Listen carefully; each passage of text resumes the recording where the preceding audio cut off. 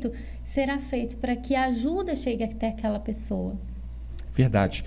E uma dúvida que eu tenho aqui, nós pegando aqui, fazendo um paralelo aqui com a questão do trabalho da mente, nós adultos passamos por diversas situações na vida que são situações nem sempre tão agradáveis, e se a gente não souber lidar com aquilo, acaba virando uma depressão, ou seja, uma angústia, uma dor.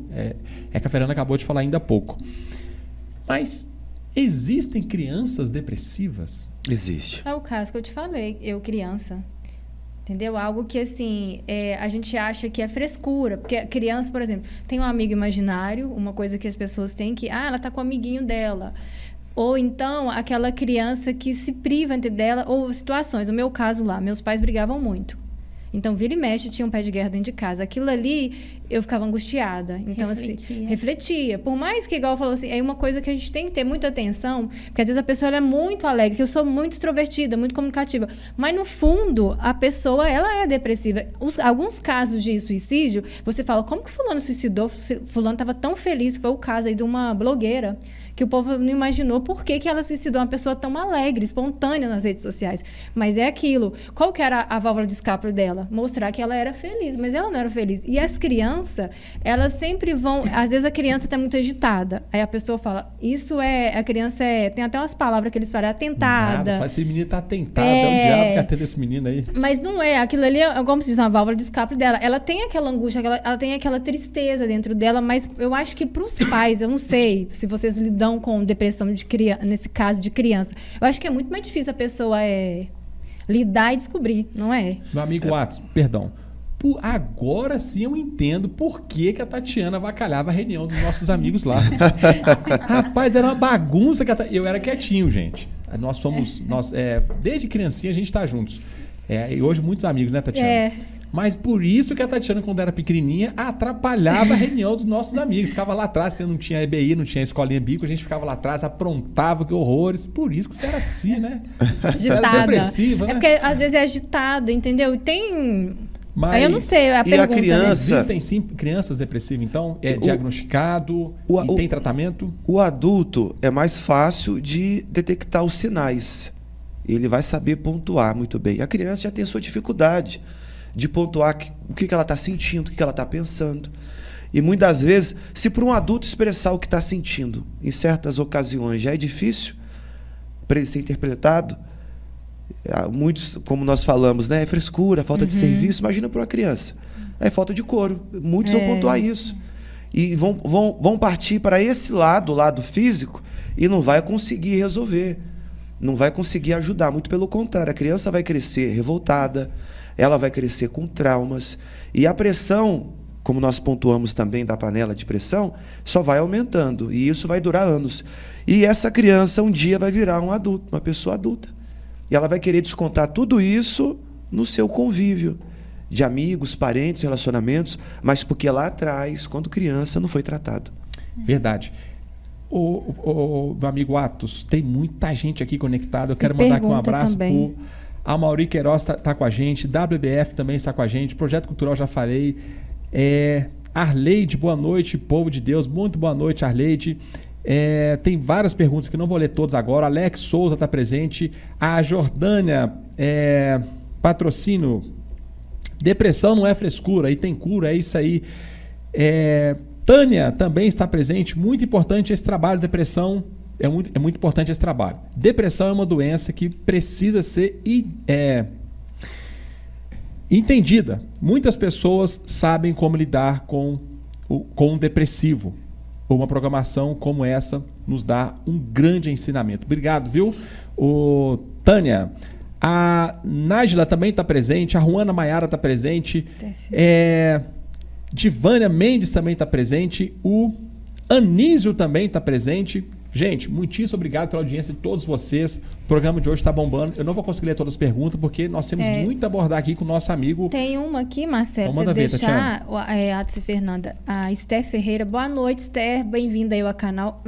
Ela fala assim, minha amiga teve depressão pós-parto. É uma coisa também que tem que ser abordado, né? Ela pensava em fazer atrocidades com seu bebê. Mas, ao mesmo tempo, dizia que o amava e tinha vontade de proteger de tudo e todos. Então, assim, a depressão pós-parto também, a mulher, né, no estágio percoral dela, é uma coisa que até na lei só sabe, né? Se a mulher comete um crime, né, pós-parto, ela até isenta ali daquela culpa, porque ela está numa depressão, num quadro depressivo. Então, assim, você vê que a própria lei trata isso com uma seriedade. Então, às vezes, é outro caso que as pessoas não observam. A mulher, após ela ter o bebê, porque muda tudo, né? Psicologicamente. Muda, abala a mente, o corpo, a alma da pessoa. E, assim, está sendo muito comum hoje, diante das perdas que as pessoas estão tendo, a depressão entrar. A depressão tem essa brecha e a pessoa começa com pequenos sintomas. Nós até pontuamos alguns aqui, ó.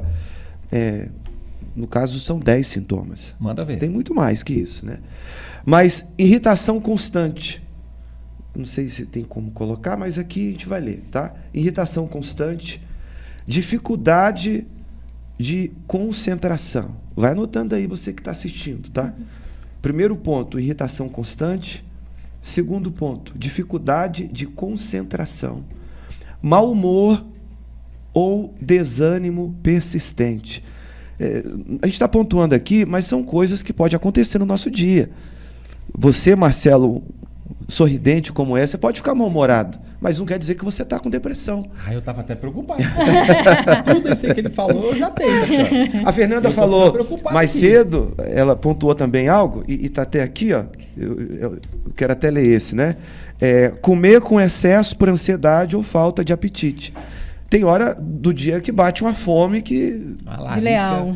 Quer comer, mas não quer dizer que a pessoa está com depressão.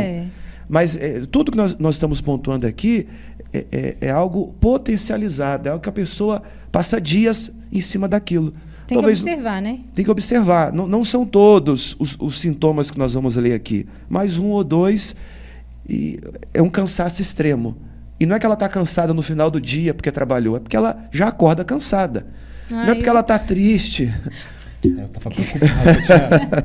Eu estava aqui preocupado. Eu acho que eu estava com depressão. Eu não sei não, viu? Eu acho que eu ia consultar lá com meu amigo Atos aqui e ela pediu uma consulta. Não é porque a pessoa está triste, não, agora eu estou com depressão, porque teve um dia ruim. Não. Tristeza vem, tem dia que a gente tem horas, momentos que a gente fica triste, com fome, cansado.